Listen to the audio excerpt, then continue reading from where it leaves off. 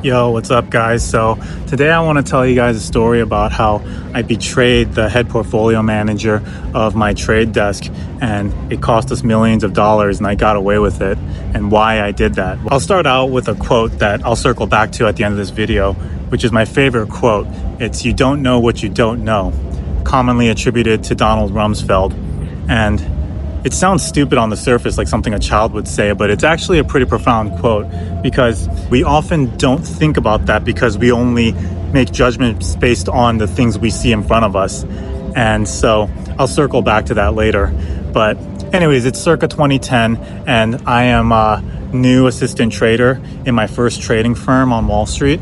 And I get assigned to the grains desk, which trades options on corn, wheat, and soybeans. And the way this trade desk is set up is that there's an upstairs portfolio manager that has all of the screens in front of them with all the charts, and I'm sure you've seen that on TV.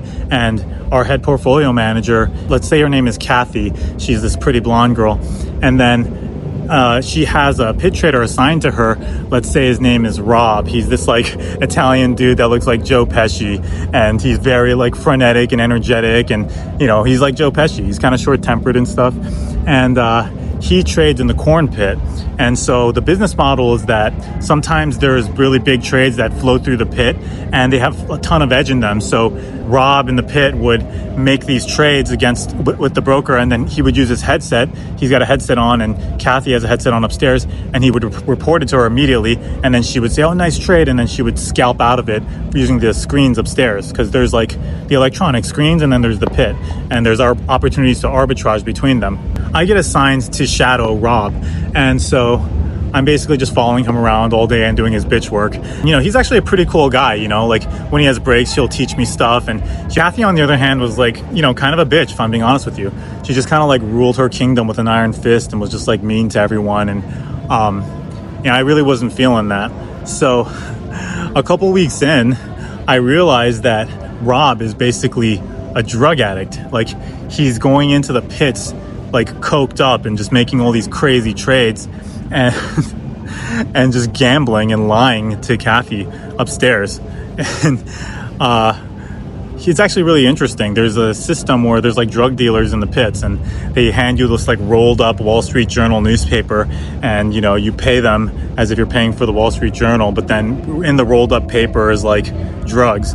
And so I learned this system early on. I'm like, damn, there's a whole ecosystem down here in the pits. This guy, Rob, like, he's not particularly talented, but he got the job because he was in the same fraternity as the founder and CEO of the firm. He starts to figure out that I know what he's doing. And so, he warms up to me and he's like, "Hey man, sometimes I make independent decisions down here, but it's for the good of the trade desk, right? You can understand that, right?" And I'm like, yeah, for sure, man, for sure. Because like, these guys have the authority to fire you at any time. That's just the business model. And so he can fire me at any time, or Kathy can fire me at any time. So it's like, I'm just going to nod my head and just go with the flow, right? And he's like, "Yeah, so, you know what I mean? I'm just doing what I got to do, Piston. Hopefully you understand." They called me Piston, I guess for Piston Honda. And I'm like, "Yeah, no, totally, man. I get that. Do what you got to do." And he's like, "Yeah, my man." He would he would do that, and then he would do the exploding fist bump, like, and I'd be like, "Oh yeah, yeah." And then anyways, besides that, he was pretty cool. So I had a decision to make. Do I snitch on this guy Rob, or do I stay loyal to him? And you guys can let me know in the comments what you would do, but for me, it's like I don't really see what I would get by snitching on him. Even though like it probably makes sense in terms of corporate hierarchies, like I didn't think Kathy would protect me. So it's like, I'm not really in a good situation. Like if I tell her and then she just tells the founder and CEO, like I'm just gonna get, like, I don't know what he's gonna do to me. Is he gonna fire me too, So anyways, he would say sometimes like, "Man, Kathy doesn't know what she's doing on this desk, man. If things don't work out here, man, I might just go trade on my own and find a backer to back me financially. Would you want to join me if I do that?" And I'm like, sure. I'm like, "Well, let me think about it, but yeah, probably." And he's like, "Yeah, my man," and he's just like fist bumps me. I'm like, okay, cool. So anyways, this guy Rob, making these degenerate trades. Like, he's basically gambling. Like, he'll make a trade, and then instead of reporting it directly to Kathy upstairs, he'll like watch the market and see if the market goes up or down. And then if it goes up, he'll be like, oh yeah, your boy Rob killing it. Yo, I got 10 ticks of edge in this trade, baby. And then, Kathy will be like, no way, that's a sick trade, Rob. Congratulations. Well, that's sick. And then when he makes the trade, but he's gambling and speculating on it, and it goes against him, he'll be like, oh my God, Kathy, oh no. Oh, this broker stuffed me with this bad trade. I don't know how he did it. I don't know what to do. And then Kathy will be like, how's he allowed to do that? Are you allowed to like challenge that after the market closed? That's crazy. You'd be like, I don't have the power to do that. I'm just a trader down here. Oh God. So, I would watch him doing this and I'd be like, oh man, should I report this? But then again, like, I just don't have the incentive to, Kathy doesn't have any loyalty to me, So eventually they figure out what he's doing, and the CEO comes down there and sees him doing it and just tears him out of the pit and yells at him and then fires him on the spot. And I'm thinking, oh shit, am I going to get fired too? But then they just figure, oh, he's just the assistant trader. He doesn't even know what's going on. So they just like shuffle me to a different part of the firm. And, eventually I get promoted to trader and it all blows over. But him doing that, it cost the firm millions of dollars because he was just gambling like a degenerate. And so Kathy's just wondering, like, why is the pit order flow so bad? Like, why are the brokers down there so bad? And just recapping on this whole incident and what happened, I'll explain to you why what Kathy did wrong in this situation.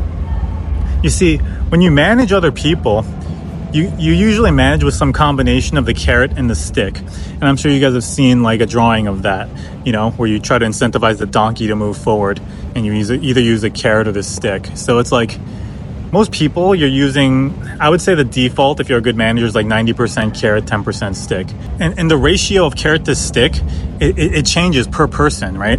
It's specific to the person. So if you have a really good worker, you want to give them mostly carrot. You want to manage them with mostly carrot because you want them to be aligned with you in interest, and they're going to grow in their career and they're going to become more powerful, and they're absorbing knowledge, and you generally want them on your side and you want them to be loyal to you.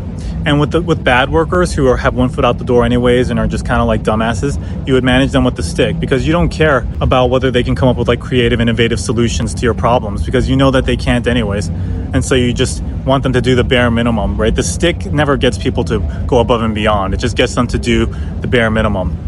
But it threatens them to do at least that. It's kind of a microcosm for forms of governance. The way you govern your trade desk or your little group at work is like the way you can govern a whole country. And the carrot is like capitalism and the stick is like communism, because with the carrot you get the Elon Musks of the world to come to your country and try to come up with innovative, creative ways to solve problems and extract new profits out of the country. But then, you get communism, you just get people doing the bare minimum, right? So what did Kathy do wrong? Kathy chose to rule her trade desk with an iron fist, with a stick. And the problem with going with the stick over the carrot is that you don't know what you don't know. You need your underlings to be the eyes and ears for you, right? You need your underlings to tell you, oh, I've been talking to these guys at your competing trade desk. Like, they're going to try to use your code to, enter these markets. So, just giving you a heads up, man. And then you'll be like, yo, thanks for telling me that. I got a meeting with the head of that desk in 2 hours. So I'm definitely not going to share our code with him now. There's things you don't know that you don't know. And by having loyal underlings beneath you, they're going to fill in some of that gap of knowledge. And they're going to take actions that are beneficial to you. And that's what you want. Right? And so this is a situation where there was stuff happening in the pits outside of her knowledge. And if she was more loyal to me, I would have reported that to her. But I didn't have any reason to believe that she would protect me if I did report that to her. And so I was loyal to him, right?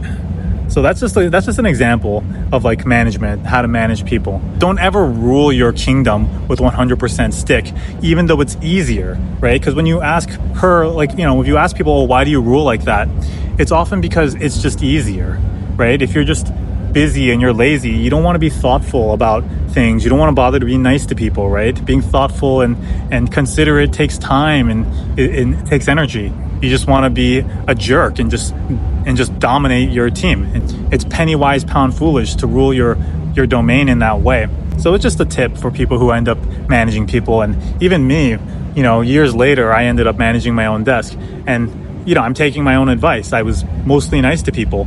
I was stern when I needed to be, but by default, I was 90% carrot, 10% stick. I gave people the benefit of the doubt, and I tried to align my interests with theirs. And it worked out pretty well. A lot of people, looked out for me. Anyways, let me know if you disagree in the comments. Take care.